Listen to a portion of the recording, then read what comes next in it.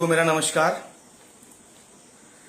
आज दो तीन बहुत महत्वपूर्ण मुद्दों पर आप सबसे बातचीत करने का मौका मिल रहा है।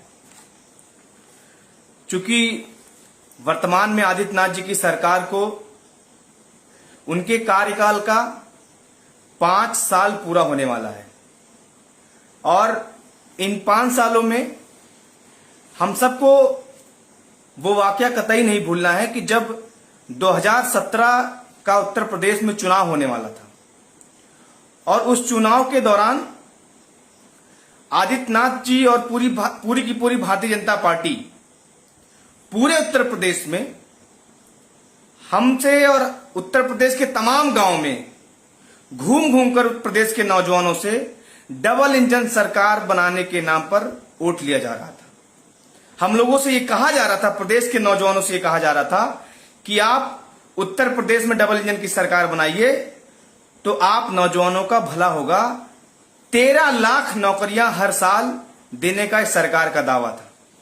90 दिनों के अंदर आदित्यनाथ जी ने दावा किया था कि 90 दिनों के जब हम सत्ता में आएंगे तो 90 दिनों के अंदर सारी की सारी जो रिक्त भर्तियां हैं उनको भरने का काम करेंगे। लेकिन आप सोचिए कि पूरे जब 5 साल पूरा होने को है सरकार में, किस तरीके से प्रदेश के नौजवानों को किस तरीके से ठगा गया है। आप सिलसिलेवार तरीके से सोचिए तो जो आज सबसे अहम मुद्दा हमारा ये है,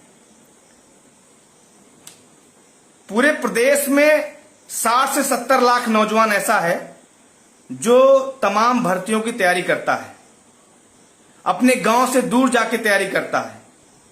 5-5, 6-6 साल की कड़ी मेहनत के बाद वो किस तरीके से एक परीक्षा को क्वालिफाई करता है।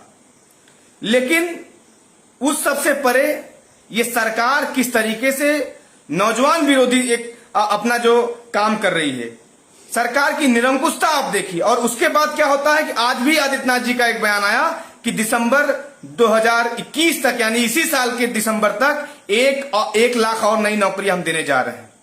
6 महीने पहले इनका बयान आया था कि हम पूरे प्रदेश में 6 महीने के अंदर जितने भी रिक्त पद हैं उनको भरने का काम करेंगे। तो साथियों, जो सबसे अहम मुद्दा है 49,568 पुलिस पीएससी भर्ती के नौजवानों का। आप सोचिए कि एक तरफ उत्तर प्रदेश की जो कानून व्यवस्था है, जिनके हाथों में प्रदेश की कमान होनी चाहिए, जिनको कमान मिलनी चाहिए कि आप जाके उत्तर प्रदेश की कानून व्यवस्था को ठीक करिए, पुलिस और पीएससी के हमारे जो नौजवान हैं, आप सोचिए आज 49,568 जो भर्ती निकली थी 2018 में, आज 2021 आ गया है, बावजूद इसके 18,208 बच्चे ऐसे बचे हुए हैं जिनकी कोई माई बाप ने कोई पूछने वाला नहीं है। इतने लंबे समय तक अपने आप को फिट रख पाना, इतने लंबे समय तक अपने आप को तमाम किसी फर्जी केस में न पड़ जाए, आप उन सबसे बचा के रखना, आप सोचिए क्या आसान है उत्तर प्रदेश में। 49,568 ये जो पुलिस और पीएससी की भर्ती आई थी 2018 में, 400 रुपए एक नौजवान से फीस लिया गया था। 400 रुपए उनका परीक्षा शुल्क एक नौजवान से लिया गया था।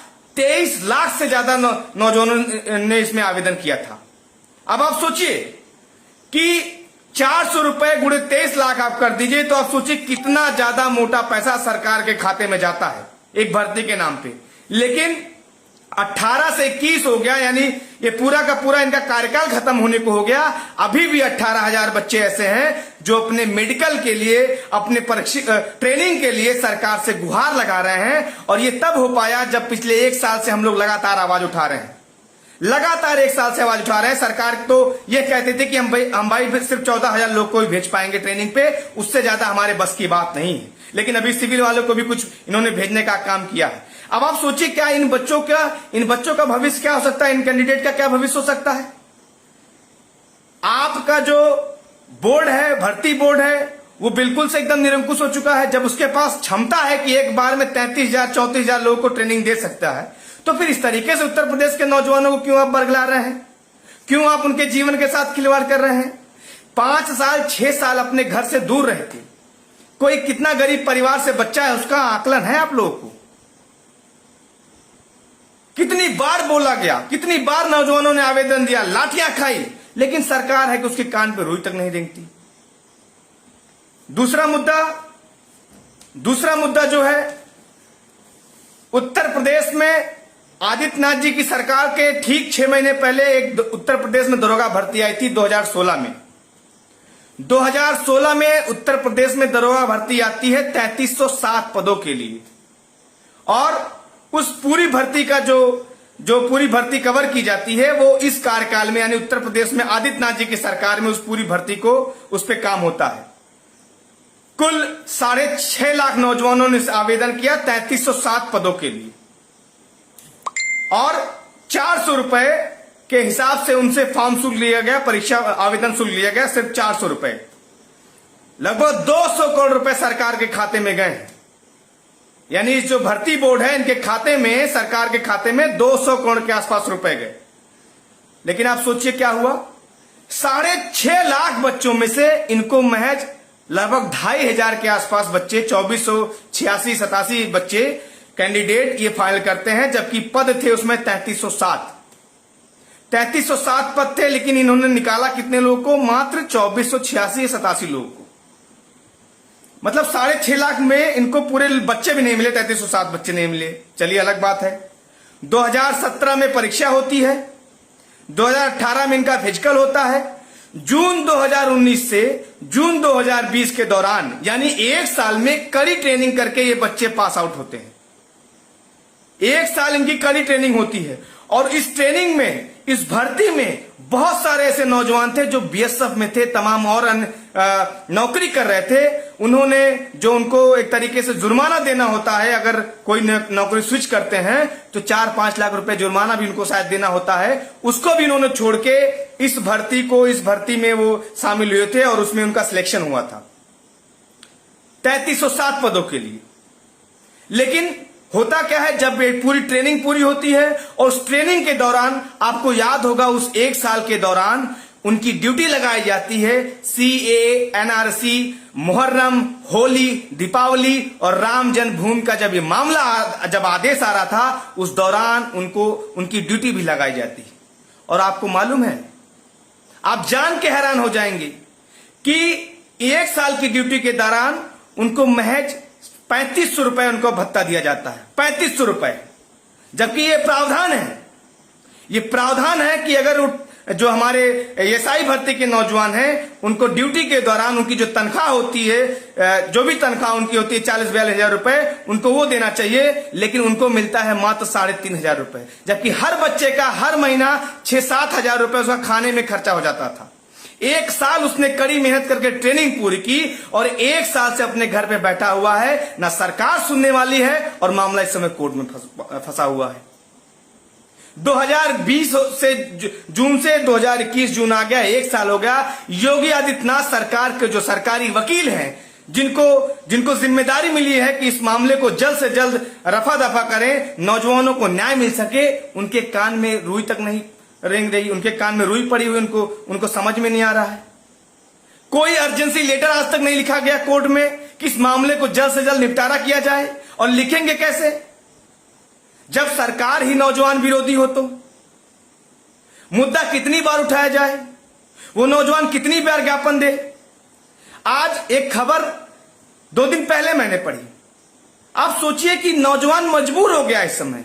एक तो जो नौकरी कर रहा था उससे हाथ धो दिया, अब इस नौकरी जो कोर्ट में फंसी हुई है, सरकार की तरफ से कोई आश्वासन है नहीं। 8 महीने सरकार को बचे हुए हैं। इस भर्ती का भविष्य में क्या होगा ये भी किसी को कुछ पता नहीं। दूसरा, अब भुखमरी के कगार पे आ गया है। 2 बीघा 3 बीघा जिनका खेत जमीन जायदाद था, वो तक उसने बेच दिया इस नौकरी के चक्कर में। कोई भुट्टा बेच रहा है सड़क के किनारे, कोई पान की गिमटी लगाया हुआ ठेला खुमचा लगाने पे मजबूर हो गया है इस सरकार की एक तरीके से जो इनकी गैर जिम्मेदाराना रवैया उसके चलते। हर भर्ती कोर्ट में पहुंच जाती है। सबसे पहले आप 5 साल तैयारी करिए, घर से हर महीना 5,000-10,000 रुपए लेके जाइए, 8 बाई 10 के कमरे में 3-3 बच्चे तैयारी करिए, 1 साल 2 साल 3 साल 4 साल तैयारी करिए, आप परीक्षा देने जाइए, परीक्षा दे के आइए तो पता चला वहीं से सारा खेल शुरू हो जाता है। सारी की सारी भर्तियां कोर्ट में पहुंच जाती हैं। नवंबर माह 2020 में हम लोगों ने एक सम्मेलन बुलाया था उत्तर प्रदेश में, राजधानी लखनऊ में। आपको जान के हैरानी होगी 1000 नौजवान उस सम्मेलन में पहुंचा था, और सम्मेलन को दबाने के लिए आदित्यनाथ जी मुकदमा कर देते हैं। तमाम मुकदमे ला दिए कि इनकी आवाज को दबाया जा सके। लेकिन आप सोचिए, सिर्फ 8 महीना है, आप हमेशा सरकार गद्दी पे नहीं रहेंगे। आज जो बेरुखी आप कर रहे हैं, इन्हीं नौजवानों ने 2017 में आपको अपने कंधे पे बिठाया था।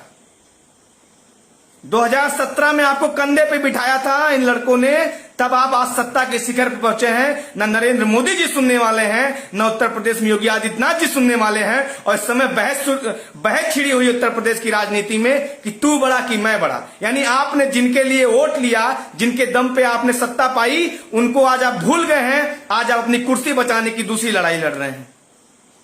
और सबसे बड़ी बात क्या होती है?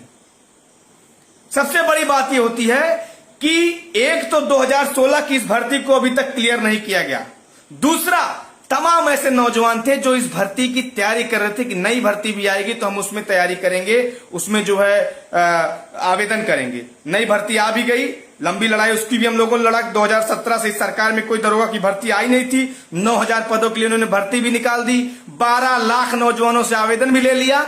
लेकिन अब उसका क्या होगा वो भी राम भरोसे है। यानी जब आप 5 साल पहले निकाली हुई भर्ती का अभी तक आप क्लियर नहीं कर पाए, 1 साल से नौजवान ट्रेनिंग करके अपने घर पे बैठा हुआ है। तमाम बच्चे ऐसे हैं जो आए दिन डिप्रेशन में सुसाइड करने पे मजबूर हैं।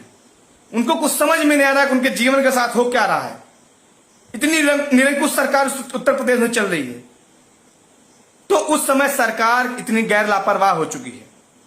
तीसरा जो सबसे बड़ा मामला है, उत्तर प्रदेश में जो राज्य कर्मचारियों की नौकरी का जिम्मा जिस आयोग के ऊपर है, यानी उत्तर प्रदेश अधीनस्थ सेवा चयन आयोग, इस सरकार से लेकर पिछली सरकार तक अभी तक लगभग 24 ऐसी भर्तियां हैं जो लंबित पड़ी हुई हैं।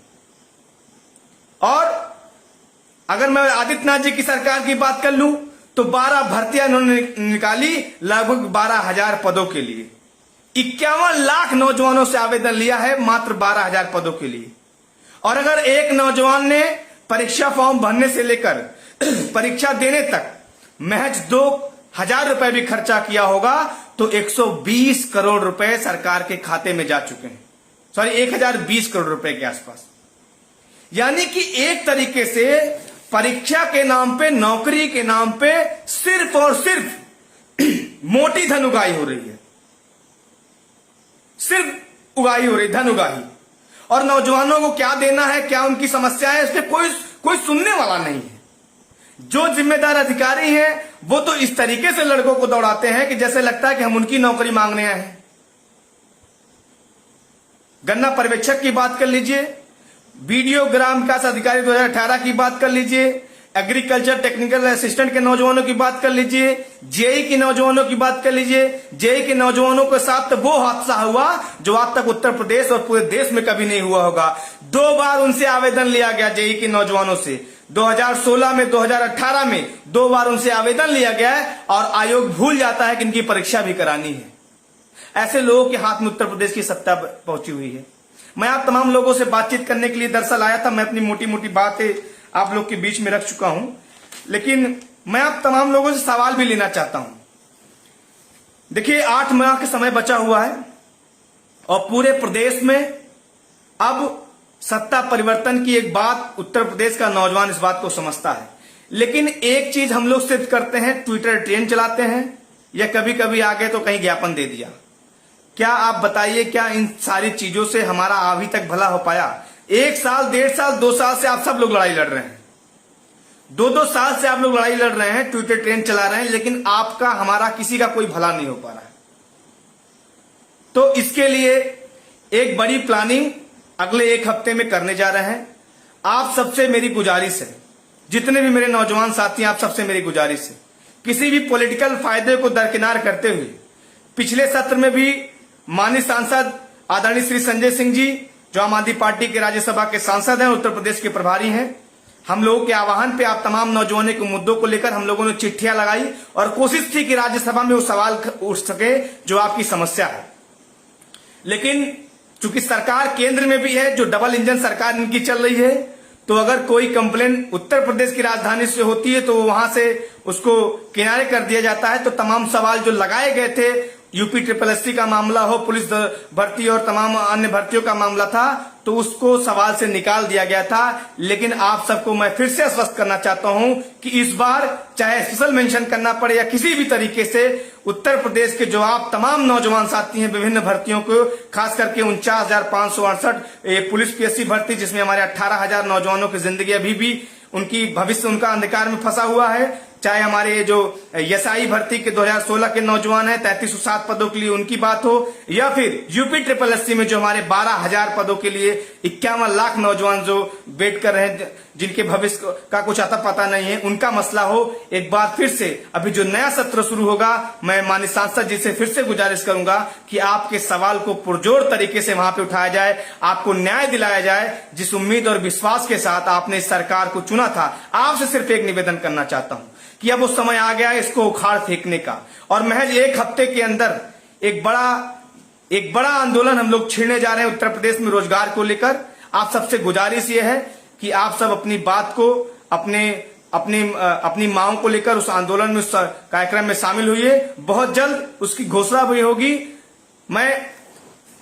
अगर आप लोगों का कोई और भी सवाल होगा तो मैं उस पर भी आगे बात करूंगा। आज सिर्फ 3 मुद्दे पे आप सबसे बातचीत करनी थी।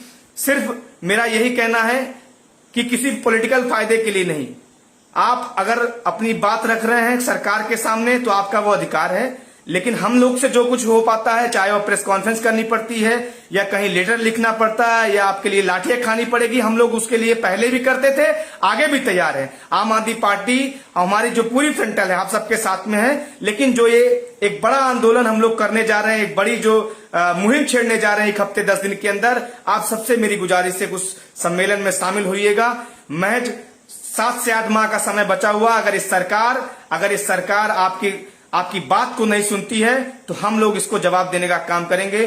बहुत बहुत धन्यवाद। आपके जो भी सवाल आए होंगे मैं सारे सवालों को एक एक करके जवाब भी दूंगा। दूसरा, और भी तमाम इसमें सवाल आ रहे थे कि शिक्षक भर्ती का जो मसला हो या तमाम, मैं एक एक करके सारी भर्तियों पे आप सबसे बातचीत भी करूंगा। लेकिन सांसद जी से गुजारिश करूंगा आप सबके माध्यम से, आप सबकी तरफ से, कि आपके मुद्दे को जल्द से जल्द राज्यसभा के पटल पे कैसे पहुंचाया जाए, इस पे भी बातचीत करूंगा। बहुत बहुत धन्यवाद। इनकलाब जिंदाबाद।